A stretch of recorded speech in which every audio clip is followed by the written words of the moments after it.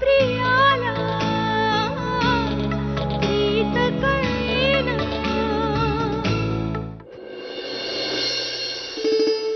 चंद्या, मी घरी फोन करून कळवतो. कर कर कर.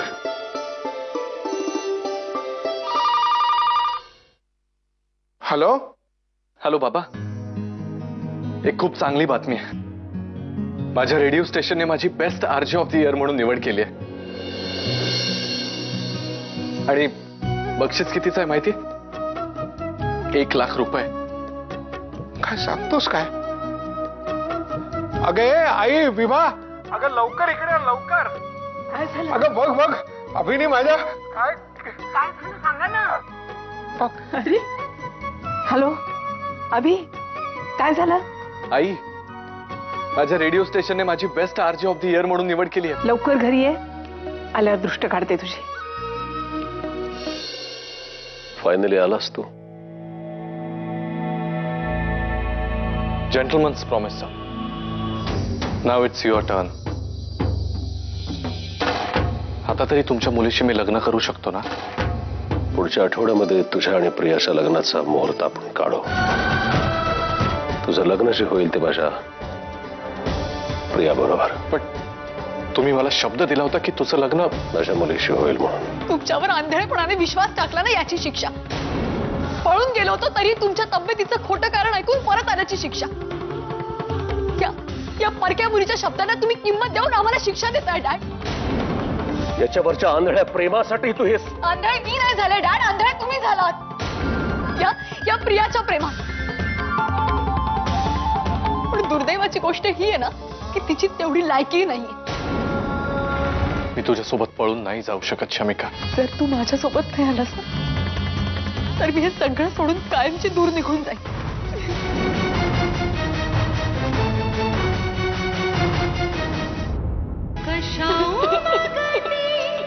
तुला सख्या माझ्या या वेदना माझी या प्रियाला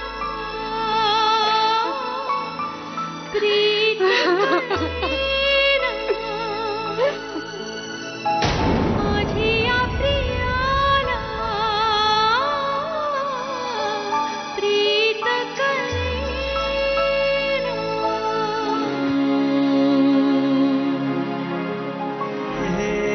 1 महिना तुझ्यापासून लांब होते ना तर जीव जातो की राहतो अशी अवस्था झाली होती माझी.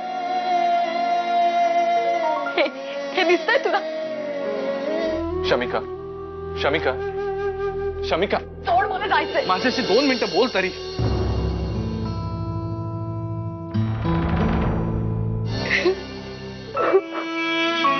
आपण किती दिवस हा पळापळीचा खेळ खेळणार आहोत? हे बघ, प्रियाने माझ्यावर लावलेला घाणेरडा आरोप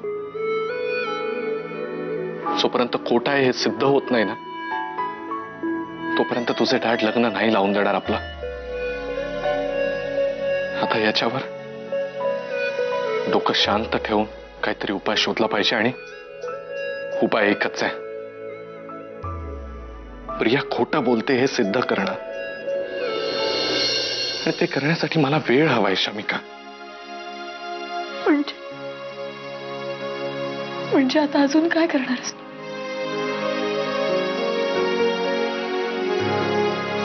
शमिका, मी जे काही करणार आहे त्यासाठी मला तुझा सपोर्ट लागणार आहे.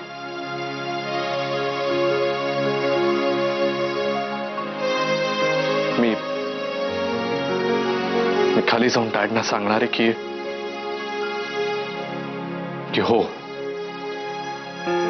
मी प्रियाशी लग्न करायला तयार आहे. काय? अभि नाही, प्लीज नाही. हे बघ तुला माहितीये मी तुझ्याशिवाय नाही राहू शकत. Please please please. शमिका, माझं ऐक. त्याशिवाय प्रिया खोटं बोलते हे सिद्ध नाही करता येणार. हे बघ, मला सन्मानानं तुला या घरातून घेऊन जायचंय. तुझ्या डॅडने आपुलकीनं तुझा हात माझ्या हातात द्यावा असं वाटतं मला. आणि यामध्ये मला तुझी साथ हवी आहे. माझी या प्रियाला